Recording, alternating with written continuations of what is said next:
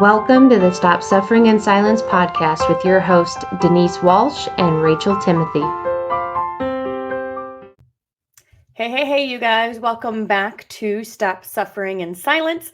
My name is Denise Walsh, and I am here with our guest who has decided to step away from the business world and fully step into the world of child advocacy. She has boldly been sharing truths about child trafficking, trauma, child sexual abuse, grooming, predator behavior, all that kind of stuff on her Instagram, The Bold Advocate, and is connecting with people all over the country to help educate on signs of trauma trafficking so we can prevent any of this happening in our families. So, big STOPSIS welcome to Rebecca Santos, the Bold Advocate.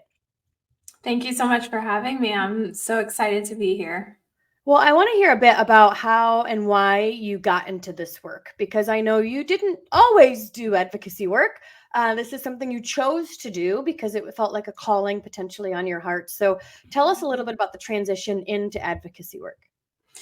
Yeah, so I have over 10 years experience in corporate America as a business consultant for a very large organization.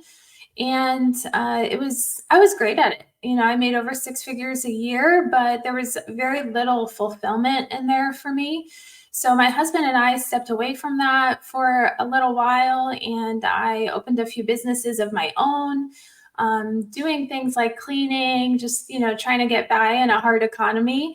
And then after a lot of prayer, God allowed someone from the nonprofit sector to reach out to me and said that my background would complement what they were doing.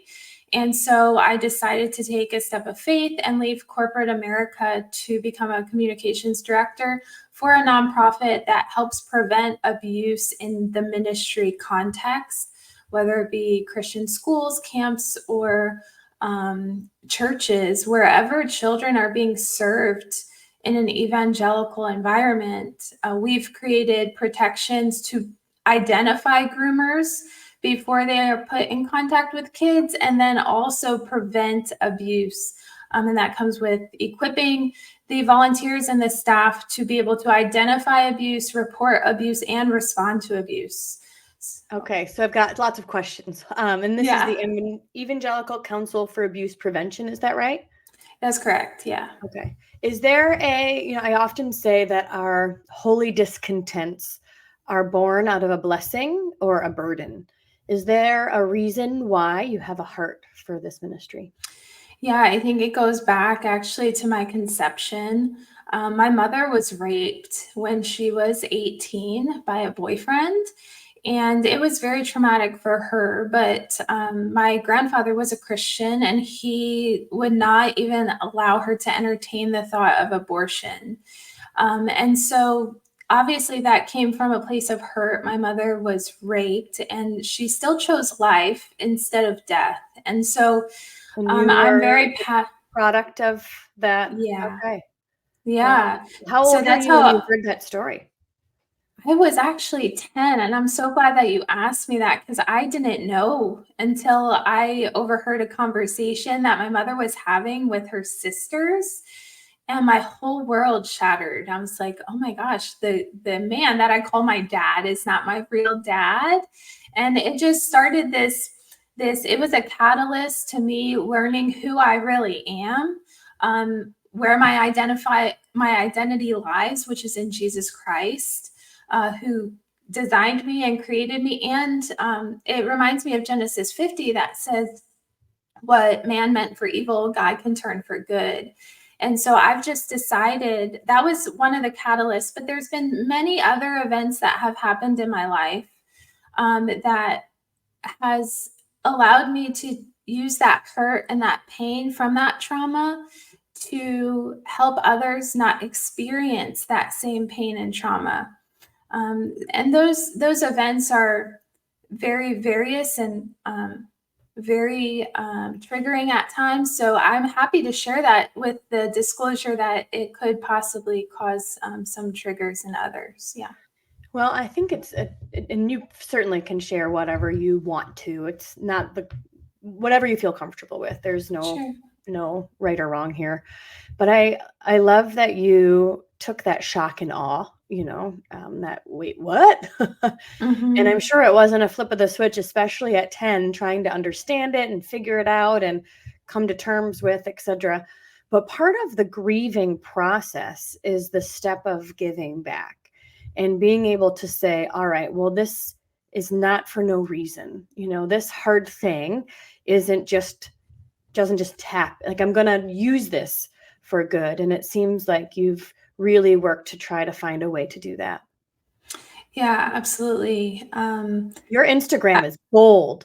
When you say bold advocate, it is bold. Like, you're throwing truth bombs out there, which I think, as us in Stop Suffering in Silence, oftentimes people feel so alone and they Mhm. feel insecure, or they don't want to share what they're experiencing because it can be really isolating or shame-filled, etc. And so to have that boldness out there, I think it gives people permission to share their own story too.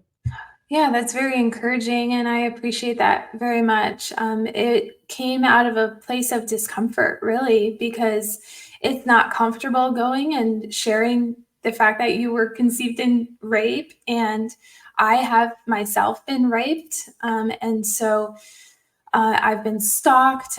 People have tried to break into my apartment with me and just my 3 daughters present. Like, I've been harassed. There's so many different things that have culminated to that point, but it has taken a lot of courage and bravery to say, okay, I'm going to lay myself aside and I am going to be a voice for those who are suffering in the shadows and might not even know that they're suffering in the shadows of abuse.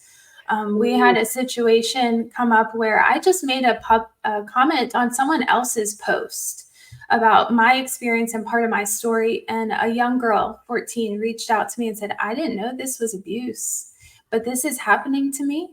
And it was discovered through just conversing that her father was horribly abusing her and trafficking her from her own home. And so through this movement, we were able to help her collect evidence, turn her father over to the authorities. He's sitting in jail right now. And some of my network was able to extend free Christian counseling to her. Wow. So yeah, it's amazing what a few people can do, right? And that's why I'm here. You're educating, you're sharing a story, what I think is fascinating, and we talked about this last week in our grooming episode, and I know you guys have a free grooming guide that on theboldadvocate.org. Is that it? Yeah, that's Okay. correct. And yeah, so theboldadvocate.org, you guys, if you go there, you'll see a free PDF guide on grooming behaviors and child abuse indicators, which, in my opinion, grooming and gaslighting are the thing that allow abuse to happen. And because of grooming and gaslighting, most abuse victims don't see that they're being abused right away. Even if we're talking about domestic violence situations, it could be adults too, right? You think about all the people that are in cults and they think that this is the way life is and this is how it should be, or XYZ. And so to have a young girl be trafficked by her father and not even realize that's what happens because of the grooming, potentially, of the gaslighting. This is love. This is just what daddies do. This is just how life goes. This is how Saturdays go in our house. Like, she must think that everybody does this and this is just normal. And so that's powerful, not only for her, but for any other victim that could have come across his path to put him behind bars. Congratulations. No, it's by God's grace alone that that was discovered and that she was rescued from that, and now she's in a safe place with people who care for her and are loving her the way God intended for her to be loved. So it's really sweet to see the community come together and just care for others in that way. Now, so so first of all, congratulations for healing yourself enough to be able to give back. I think that's a huge part of being able to get to that phase of the grief cycle, is to heal yourself so you can handle what comes with being vocal. So congratulations on that. Thank But you. I am And that wasn't If Go I ahead. can just add, that Yeah. wasn't easy. That's just not easy. It wasn't until this past year when I joined ECAP, Evangelical Council for Abuse Prevention, that I didn't realize that I was groomed from 12 to 15. And I didn't realize that there was an individual in my life that I trusted that was actually exposing me to pornography on a daily basis. I didn't realize that these things were abuse until I was in my 30s. And so it reminds me of the statistic that says 80% of child abuse isn't reported until people are adults. And I was one of those individuals. And so it's been a journey of healing over this past year, of confronting those who have harmed me, forgiving those who have harmed me, but also knowing that God created government to reward good but punish evil. And we need to absolutely stop ignoring reporting in the name of forgiveness, because that's what a lot of churches are doing, is saying, well, yes, you've been abused, but God was punished way worse on the cross. How does that serve survivors in their healing journey? And so I just want to encourage anyone who has experienced abuse, it's not too late to deal with it. It's not too late to confront those who have abused you. And there is support there in this community to help you. Absolutely. So let's transition a bit into the ECAP, Evangelical Council for Abuse Prevention, which I think is a fascinating nonprofit, because, as Rachel will share, and we've shared in other podcasts, Rachel, for those that are new, is my co-host who is not unable to be here today, but she was trafficked at the age of 9 by a teacher at school from the ages of 4th grade to 8th grade, and then again as an adult. And the experience that she had going to church leaders and asking for help is horrendous. And it makes my mama bear come out, because I'm like, who the heck responds to trauma in this way? These people are not trauma informed and not human sometimes, in my opinion. I'm like, that doesn't make any sense. So I love that there is some eyes on pastors and youth leaders, and a system to help keep churches safe, because abusers often go to a place where they can be trusted and in leadership, and churches sometimes can be breeding ground for predators. So tell us a little bit about what ECAP does. Yeah, so about 5 years ago, we identified that there was a big gap in the marketplace for accountability for child safety in the ministry context. So they worked with lawyers on both sides of the aisle, different experts in child protection, abuse prevention, to be able to create a set of standards that churches, schools, camps that are evangelical can actually implement. Those standards are available right online for free at ecap.net, ecap.net. Anybody can access them. Anybody can implement them.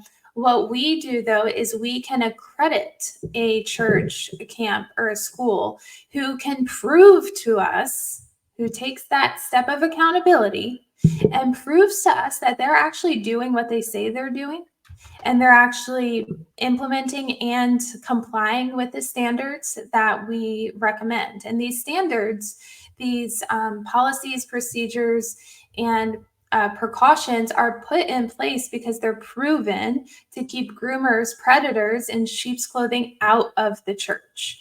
So that's what ECAP is. And it just launched last year publicly, which is why they brought me on board as their communications director. And we've spent the last year touring North America, really, to do workshops, equipping pastors and ministry leaders and youth groups even on the state of abuse in America primarily, and even throughout the world, with trafficking and exploitation, and equipping them on how to identify and respond to abuse, in addition to preventing it in their care. Wow. So tell us a bit about the standards that ECAP can accredit a church or an organization in. Yeah, it's 73 different standards or indicators. Yeah, it's not for the faint of heart. It's for people that really, really care about kids and are willing to invest in the safety of children. We even encourage something called a child safety coordinator. So a lot of churches and ministries don't have this role already, and just pushing it onto the same person that's doing VBS directing as a volunteer is not wise. You're going to need someone who can really invest in creating a safe place for kids and using these indicators to do so. Just a few things that kind of stand out. A lot of churches will, they don't require background checks. And then there's other churches that say, oh, the background check is the silver bullet to keeping predators out. But you and I both know that on average, a predator has already offended over 100 times before they are actually caught and put on that sex offender registry. So that background check is definitely not the silver bullet. Plus, people move. So even if they are doing the background check, people move. And there's something called sanctuary cities. If somebody lived in a sanctuary city and you run a background check on them, that sanctuary city does not, they do not report any crimes that have been done in those sanctuary cities. Tell me, what is a sanctuary city? I've never heard that before. So sanctuary cities are cities that are ran a bit different, and California is starting to move in that direction as well, where people are governed not on a federal level so much, but more on a local level. And I'm not a lawyer, so I probably shouldn't speak to it too much, but sanctuary cities are not required to release background checks to national providers. So Wikipedia says, yes, whatever, if we, so brief overview, a sanctuary city is a municipality that limits or denies its cooperation with the national government in enforcing immigration law. The city's council or mayor will usually declare itself a sanctuary city, which basically, like you said, takes out the overarching national government and says we kind of have our own rules here, which sounds like it applies to sex offenders as well. Correct. Wow. So there's different background checks you can perform, but again, that's not the silver bullet. Another recommendation that we make as a standard is at least 2 individuals should be serving in children's ministry in a class. Now, they should not be family members. If you're going to have a husband and wife serve, then you need to have someone who is not a family member serve with them. Why? Because it has been well documented that if a spouse abuses a child, the other spouse 9 out of 10 times knows about it, but secondly will cover for that individual. So there's a lot of different ways that we have identified that we can keep wolves in sheep's clothing out of the church by implementing these standards. Amazing. Wolves in sheep's clothing is a great way to put it, because one of the tricky parts of perpetrators is that they're not homeless looking or, with long, crazy hair with disheveled clothing. They often look like your neighborhood dentist or your neighborhood handyman or whatever. And so they trick not only the victim, but they also trick the community. And so in a way, the whole community and the whole church is a victim to this perpetrator because they have been tricking everybody to thinking that they're good. And that can also create a barrier for the victim coming forward because they think, well, I must be wrong. Everyone else says that he's a good guy. Everyone else seems to know and trust him. He's an elder. He has this power and position. I must be the weird one. Or if they do come forward, they're not believed because he's so well liked in the community. And so I love that having protectors to keep, and that's all it can take, right? Because a groomer or a perpetrator will groom the community and groom a family to find an available victim. And if they're not allowed in, or if there are these safeguards, they will go find an easier place. They'll go find an easier target. And so I think although these standards may seem simple, I do think that they would actually deter a predator who would just find an easier place to go. What do you think? Yeah, no, I agree with you 100%. I think being in this work, especially dealing with churches, what we've learned is that a predator will church hop. They Mhm. will go from church to church to find out who has what we call the lowest hanging wall, the Mhm. wall that's easiest to get over as far as a firewall to prevent groomers from infiltrating. There was a case, I think it was in Virginia recently, where there was a young man who went from church to church looking for a place that was desperate, and most places are desperate for children's and youth workers. And they put him in a room with 4-year-olds by himself, and in 1 hour was able to abuse multiple kids in his care with a camera present. Oh, wow. I mean, we're talking about sick people, right? You're absolutely right. They will groom an entire community, which sounds exhausting, but it really isn't, especially if you only see that community once a week, twice a week most, right? Mhm. And that community is not involved with your everyday life. And that's another thing that we encourage, is to require membership, require someone to be a part of your community for a certain amount of time before you allow them to come in contact with children. So that gives you the ability to really understand their character, see how they make decisions, see what kind of family life they have. That gives you the ability to really judge them, which we are called to do, to evaluate Christians' fruit. If someone is saying that they are a Christian, we will know them by their fruit. And so it's just so important that you know someone, truly know them before you put them in contact with kids.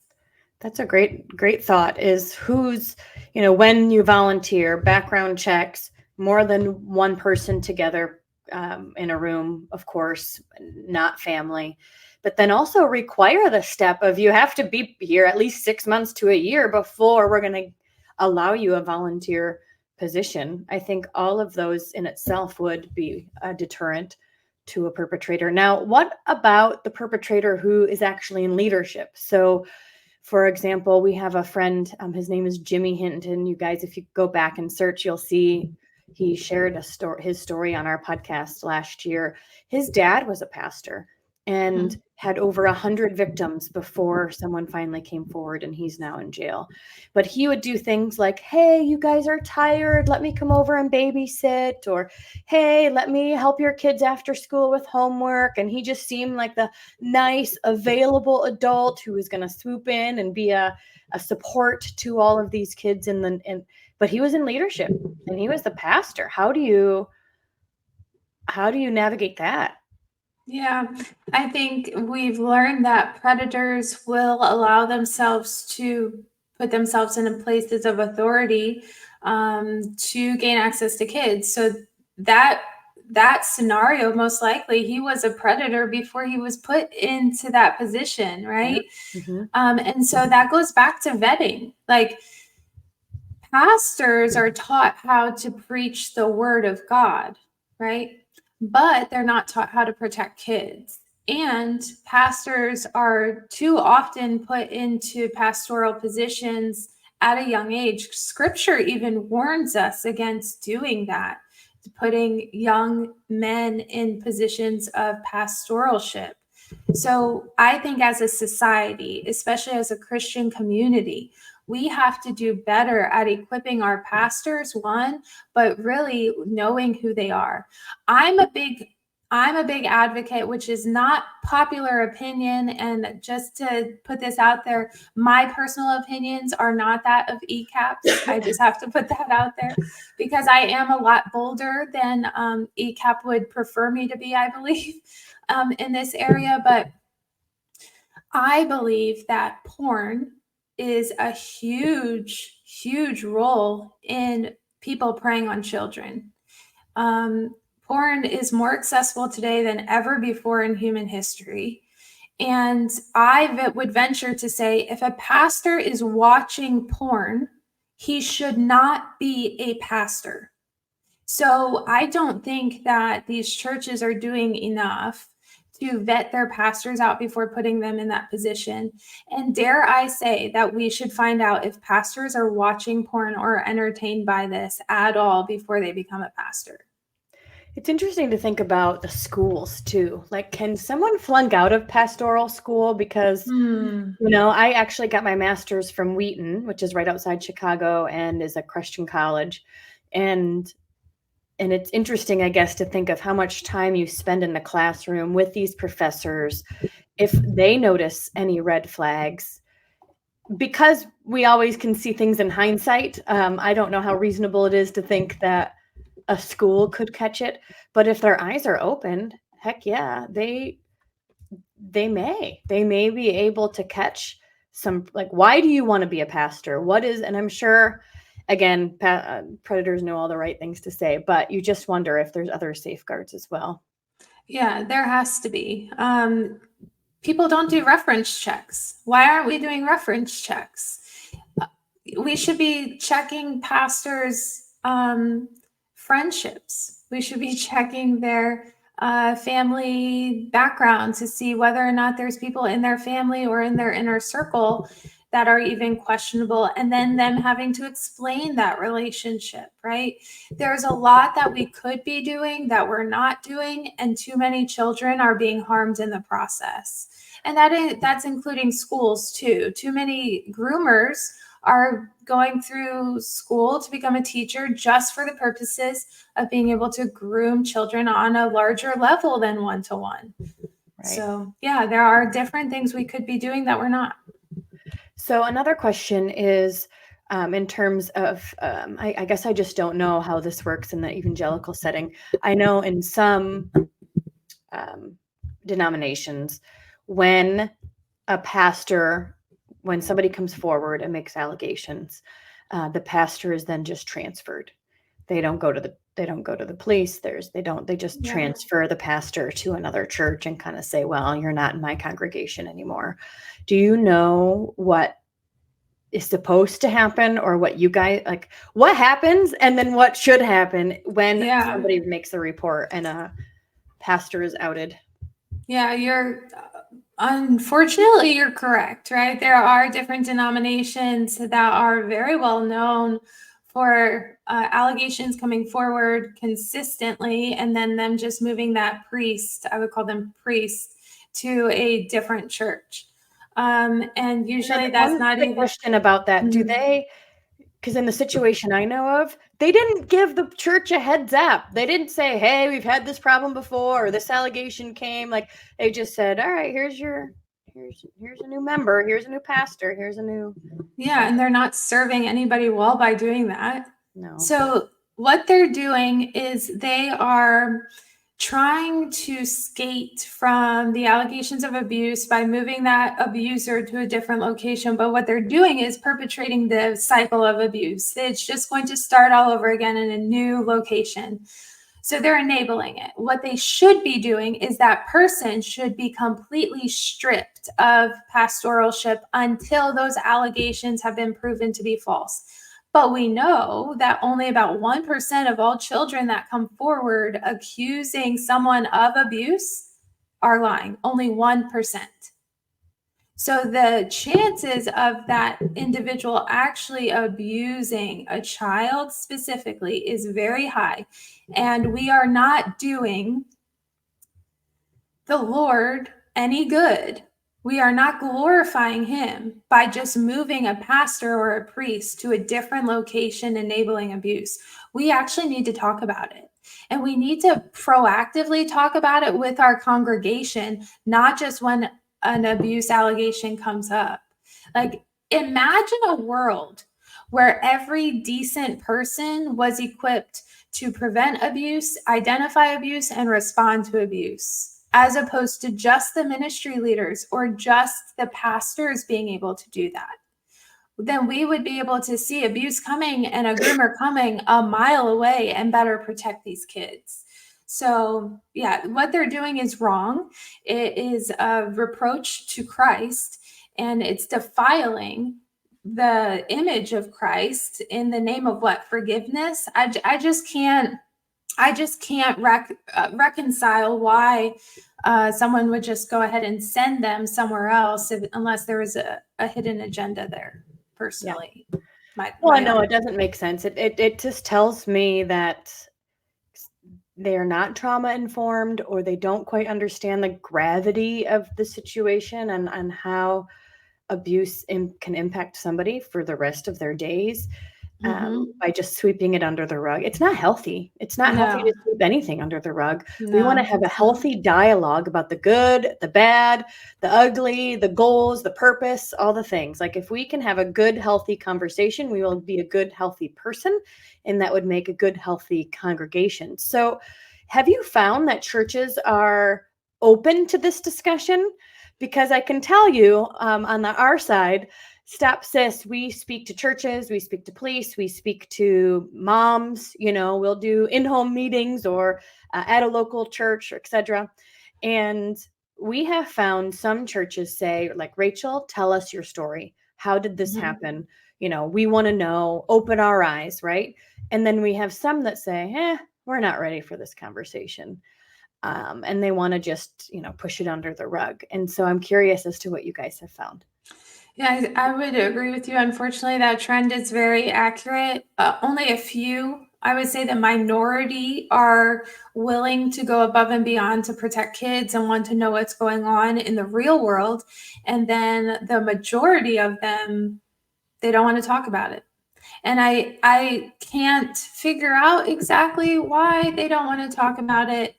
It is considered scandalous, I guess, to talk to a church at large about abuse. That's the reaction that I've got from others. But if we look at the numbers, then we would learn that the majority of people, unfortunately, have been abused. Or they know someone who has been abused. And so if the purpose of the church at large is to equip the saints to go out and spread the gospel of Jesus Christ and teach others to obey the commandments of Christ, then why aren't we equipping the saints to be able to protect kids, identify abuse, and respond to it? Because that is a part of our culture at large. And so if we're equipping saints to go out into the culture and be the light of Christ and the salt of the world, then this has to be part of it also, because there's too many people that are hurting, and too many kids are hurting in the church and not returning back to the church as adults. And it makes you wonder why. Right. It reminds me of, equipping people to go out means we want healthy people to go out and to spread the word and to share the light of Christ. And so part of being a healthy individual is to be able to have these open conversations. So again, it's fascinating to me how the church would rather, and again, not every church, of course, there's great ones out there that do have healthy conversations, but how it's really a natural or a first response is to be like, well, that's not happening here, and we don't need to talk about that. I don't want to, or maybe even if I talk about it, then people will bring their issues up and I don't know how to handle it, or we will see it in our church and I don't want that to happen. And so there could even be this fear of bringing the darkness into the light will make it bigger, when in fact we know that bringing darkness into light actually transmutes it. Yeah, and I would say also that you're right. A lot of churches are not prepared on how to respond once they start talking about this on a community level. And then they're inevitably going to get people say, actually, that has happened to me, and I've never told anybody about it, and I don't know how to get over it. So what I'm finding is churches need to have Christian counselors, whether they be staffed or they be an additional resource. Anchored Hope is one that does virtual Christian counseling and have very affordable prices for churches. But then even once an allegation comes up, these churches, many are not reporting it It's important to know that church leaders are considered mandatory reporters. Yeah. And if you don't report it and an allegation has been made, and the burden of proof is not on the reporter, the burden of proof is on the investigation team. What is on the reporter is if you suspect or someone has said anything that abuse is occurring, you are required to report that to the state. So one, they're not reporting it to the state, and two, they're doing investigations on their own. And I can guarantee you that they are not equipped and they're not prepared to do they don't have the resources to do a proper investigation on their own. So it's not even. No, it feels like it would be like, hey, did you do this? No? Okay, thanks. Right. Yeah. And then what happens if they do decide, okay, this person did actually abuse someone, they're covering it up. They're not reporting it. And then what happens to the abused? They leave the church and they see their abuse directly connected to Jesus Christ, to God the Father. When these people were put in place to be able to respond correctly and to minister, not just to the abused, of course, the abuser as well, but they're not even dealing with it appropriately. So that's why my voice is so loud, because the Christian community should be above reproach with this, and they are just simply not. So let's talk a bit about what to do once an allegation has been made, or how a church should respond and what that would look like. It sounds like reporting it to the police immediately. What else should they do to keep their congregation safe? They need to tell the congregation. There's been an allegation of report, and pastor or youth leader so-and-so is no longer going to serve until this allegation has been cleared up. And think about the response from the church themselves, how much appreciation they would have for that transparency and honesty. So that's the first thing, reporting, taking that individual off of leadership or out of contact. Like, they should not be serving at all until it has been cleared up. Communicating with the congregation, and then serving the family, not treating it like, oh, you need to forgive them. I have a really good friend of mine. Her name's Jennifer Greenberg. She's a published author. A book of hers just came out called Defiant Joy. She's phenomenal writer. She's also a survivor of child abuse. Her dad was a pastor and horribly abused her and her sisters for a long time. She continues to have pastors who say things to her like, well, Jesus suffered far worse than we ever will, so we need to forgive as Jesus has forgiven us. Yes, that's true. We should forgive. But there should also be earthly consequences for these actions. I don't care if you're a Christian. If you have harmed a vulnerable individual, you deserve to have your freedoms completely stripped from you forever. We can let the Lord decide what he does with that, right? But as a society, we have to do better at protecting the vulnerable and responding to it, not based off of our own desires, but what's right for the individual who has been harmed. And that is getting the authorities involved, not doing your own investigation, taking them out of a place of authority, serving the family, getting them counseling, not just the person who was abused, but even like their parents and their siblings. Imagine the ripple effect that happens once abuse has come to light. And we know that when abuse is handled well, the healing journey doesn't have to take decades. That's right.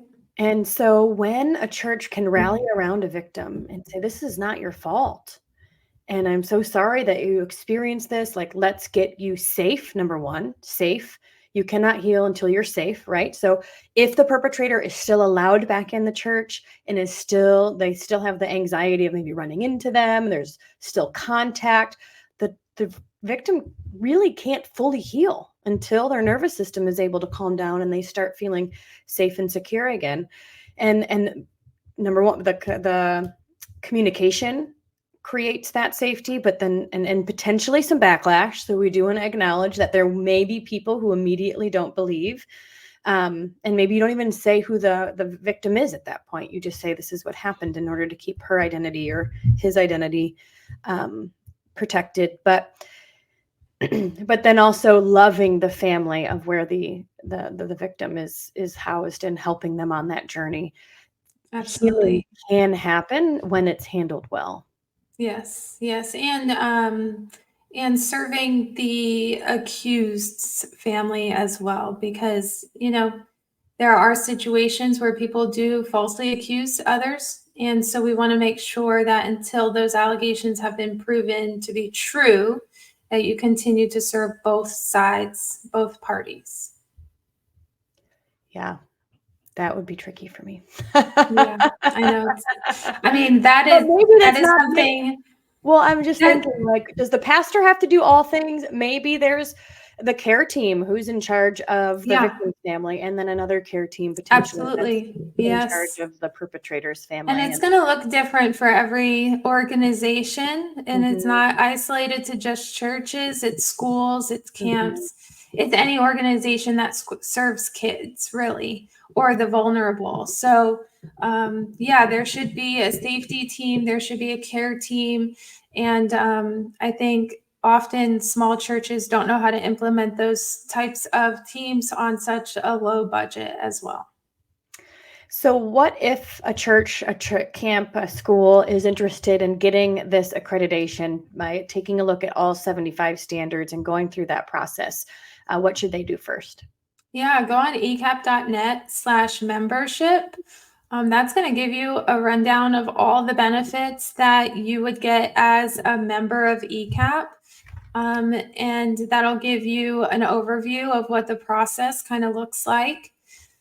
So I would start there. Also, if you have any, if we have any parents or just individuals watching or listening to this that would want to recommend that to a ministry or organization they're a part of, you can go to ecap.net/parents.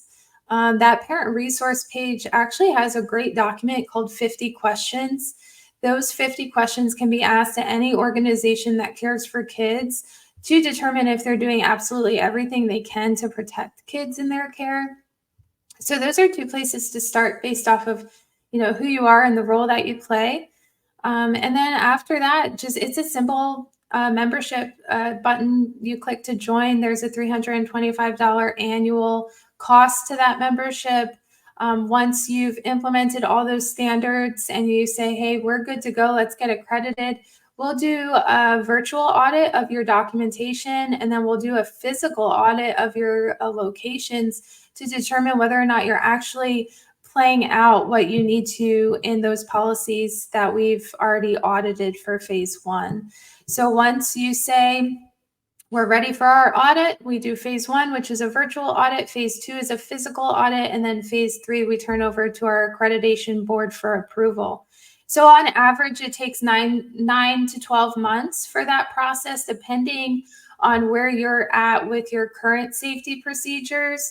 And we can actually come alongside you and kind of do an initial assessment that says, okay, this is what you're doing right now compared to the ECAP standards. And this is where your areas of opportunity to grow and improve are. We'll produce a report before you even join or at joining. So that way you can really focus on the areas of weakness that you have. Very cool. Well, we'll put the ecap.net website in the show notes below, you guys. So if you are interested in checking that out and to learn more, but then also to be accredited, that's certainly an opportunity for you. And then if you're interested in following Rebecca on Instagram, The Bold Advocate, and then also check out theboldadvocate.org. You can grab her free grooming PDF and follow her and share her boldness. I think sometimes if we don't feel like we can be bold ourselves, it's nice to have a resource we can go to share that content. Absolutely. You can be the voice for many who might not feel like they can be a voice for themselves just yet. I'm happy to, Denise. Thanks so much for having me on today. And feel free to have anybody contact me that wants to just have a one-on-one discussion. I'm happy to do that as well. Awesome. Well, thank you for your time and your heart. We appreciate you taking a stand and for being bold about it. And I know that this is just the beginning of the ripple effect that your ministry is going to have. So, all right, you guys, thank you so much for hanging out with us today. Be sure to like and subscribe, leave a comment, leave your thoughts. We want to continue this discussion in the comments below. So have an amazing day, and we'll see you next week. Thank you so much for listening to this powerful episode of Stop Suffering in Silence. If you are interested in booking Rachel to speak at your event, workshop, school, church, or organization, then please email racheltimothy.stopsis@gmail.com. If you are interested in donating to the STOPSIS ministry, then please check out the link in the description box or show notes below. Or you can email stopsis@protonmail.com.